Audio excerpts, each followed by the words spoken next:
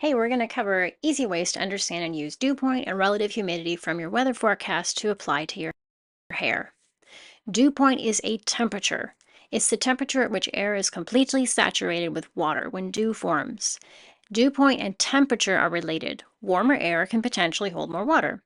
And dew point is stable. It belongs to the air mass that's around you right now. It won't change until another air mass moves in. Whereas relative humidity is relative to the temperature and to the dew point, and it can change over the course of the day. Relative humidity is the one that's reported as a percent. That's because it's the percent of water that the air contains relative to the amount of water it can potentially hold, which is called the dew point. So here we have dew point illustrated. On the left, we have high dew point air. It's like 60 to 70 degrees Fahrenheit. It's the larger beaker because it can potentially hold more water because it's a higher dew point. And at the right, we have lower dew point air, 30 to 40 degrees Fahrenheit. And it is a smaller beaker because it is a lower dew point. It can potentially hold less water. That's what the dew point means, is how much water can it potentially hold when saturated or filled with water. Now, relative humidity, I'm going to add the same amount of water to each of these beakers, 40 mils. But the higher dew point air is not going to be as full of water. Relative humidity is the relationship between the amount of water in the air relative to its dew point. The lower dew point air on the right here, it's more saturated. It's more full with 40 mils of water. The humidity, which is how thoroughly saturated it is higher relative to its dew point, which is the size of the beaker. The higher dew point on the left here, that air can hold more water, so 40 mils is not making it very saturated relative to the total amount of water it can hold. So here again, I was just adding like a certain amount of water on the right, twice as much water on the left, and it's still not quite as full.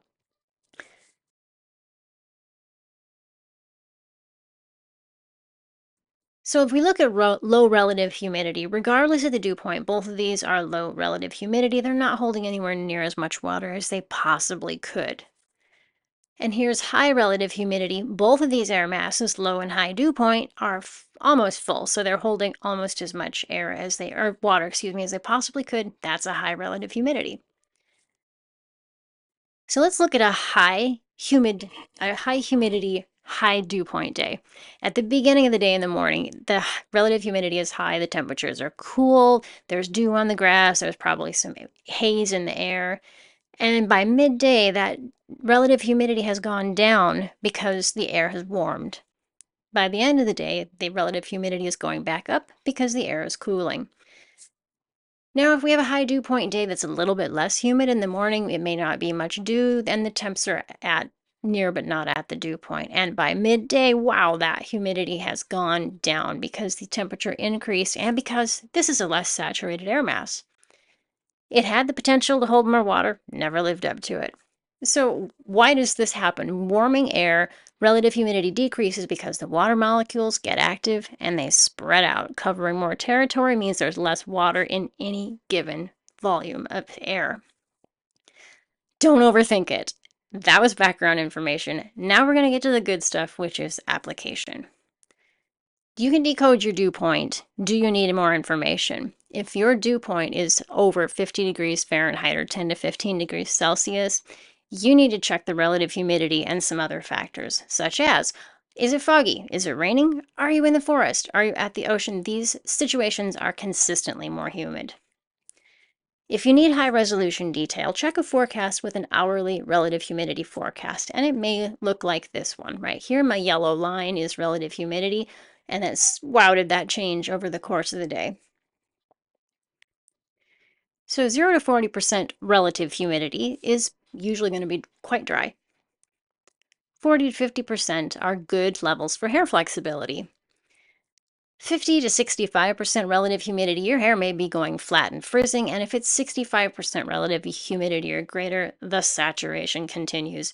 If you have unmanageable hair and humidity, this is bad, even if it's just early in the morning. And if your hair loves humidity, it's a good day.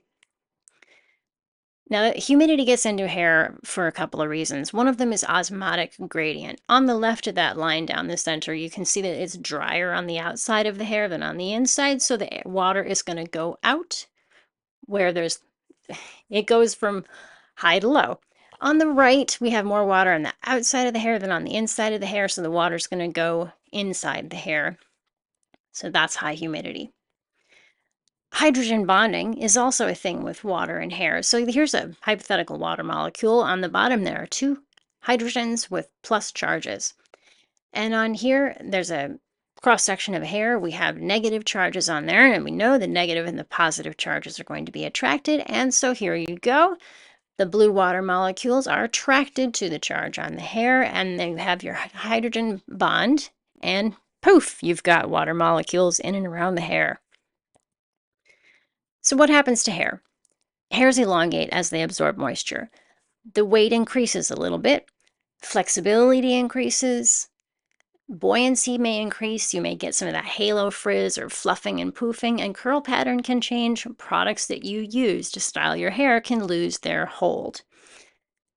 And hair absorbs moisture unevenly both along the hair strand and sort of like throughout the topography of the hair, which means humidity is going to affect your hair differently in the top layers versus the underneath, at the ends differently than near the roots, and it will absorb more moisture in the more damaged places.